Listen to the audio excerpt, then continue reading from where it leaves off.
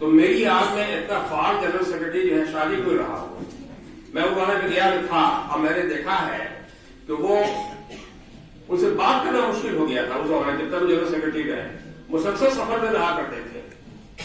پورا چھوٹا ناگپور، اورنگ آباد، ساسرام، گیا، موتیہاری، بیتیا کہاں کہاں نہیں جایا کرتے تھے.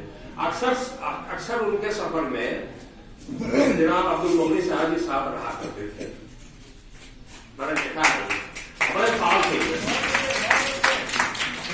اور اس کے بعد آپ آئیے کہ ابھی جو اردو فکشن کا نئے جو نام پیدا ہوا ہے ابھی 30-40 برسوں کے اندر بہار میں، اس کا سب سے بڑا جو ہے چہرہ جاتا ہے کرام حیدری صاحب کے.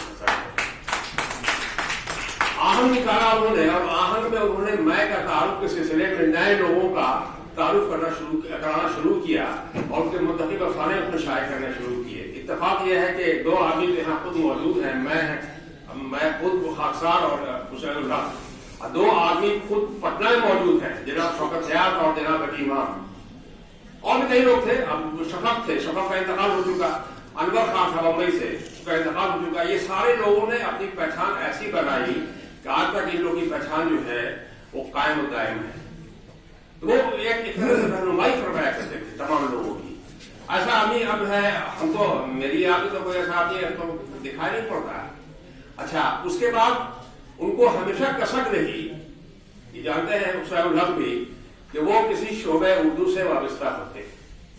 جس وقت وہ پیسے کما رہے تھے بحیثیت تعلیم کے، اس وقت انہوں نے بڑی کوششیں کی. شاید لوگوں کو نہیں معلوم ہوگا کہ پٹنہ یونیورسٹی میں انہوں نے ایک بار نہیں کئی بار انٹرویو دیا، لیکن وہ اپنے استادوں پہ اتنا بگاڑ ہوئے تھے وہ لوگ طے کر لیا تھا کہ اس کو اگر رکھیں گے تو پھر تو آپ ذرا غور کیجیے کہ غلام سرور، کرام حیدری، انور عظیم، شکیل الرحمان اگر بہار کی یونیورسٹیوں کے صدور شعبہ ہوتے تو کیا کیفیت ہوتی بہار کی، کیا لیکن لوگوں نے نہیں کرنے دیا.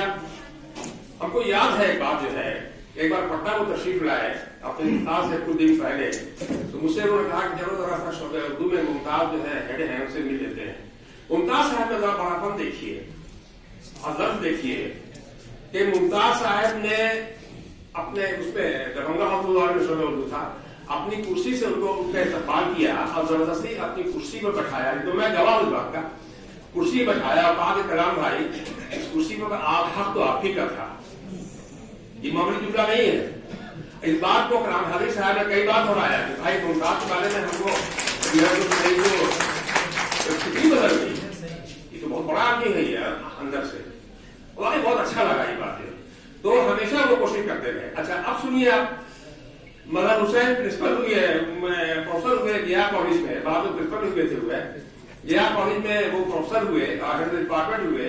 تو کرام حیدری نے کہا کہ مدن ایسا کرو کہ ایک کلاس ہم کو بھی دے دو کرنے کے لیے. وہ بیچارہ بہت گھبرایا مدر جو ہے، آپ وہاں کلاس لے گے آپ کو دو ہم کلاس کریں گے.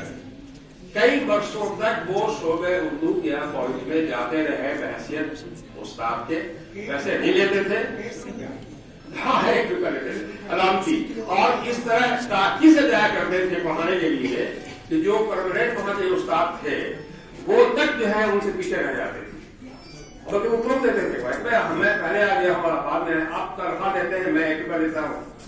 تو آخر تک ان کے اندر میں ایک طرف رہی کہ ان کی صحت خراب ہو گئی کافی جوانی میں. مطلب 60 عمر سے پہلے ہی ان کی صحت خراب ہو چکی تھی.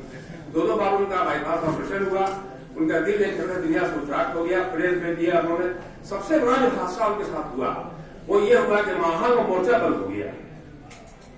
اب وہ اس کا ریوائول نہیں ہو سکا. اس کا یہ جو ہے زخم ان کو لے ڈوبا اور دنیا سے جانے کی بہت بڑی وجہ بنی ہے. اور وہ ہمیشہ تو ذکر کرتے تھے کارن کہ کیا ہوگا، آہن بند ہو گیا، اب میری زندگی کا کیا جو ہے مقصد رہ گیا ہے یہ.